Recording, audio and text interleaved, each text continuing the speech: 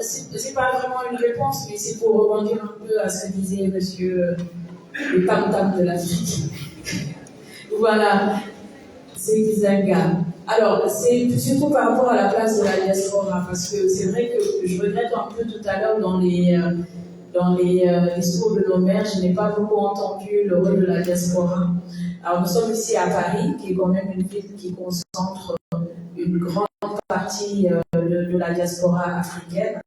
Et je pense qu'aujourd'hui, la diaspora ne peut plus jouer seulement le rôle de transfert d'argent, mais doit également se positionner dans la création de nos villes nouvelles comme vecteur de transfert de compétences, d'expertise, de réseau.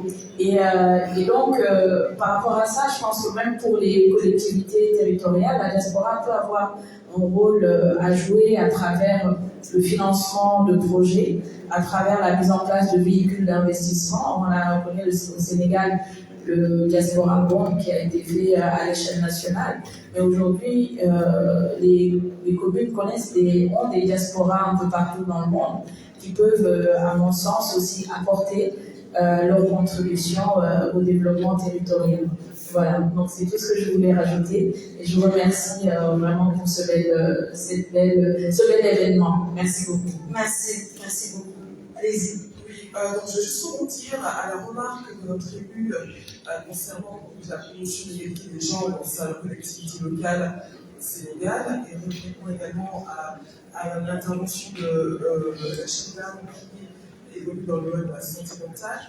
Il est vrai que depuis quelques décennies, plusieurs pays africains ont fait beaucoup d'efforts en matière politique pour la promotion de l'égalité des droits des femmes, et notamment sur l'aspect des violences basées sur le genre. Ne serait-ce que nous pouvons effectivement rattraper le retard, mais sur le plan politique également, grâce à des réformes constitutionnelles, avec l'instauration de quotas de genre, de façon à avoir plus de femmes en termes de représentation féminine dans les instances de gouvernance et de direction.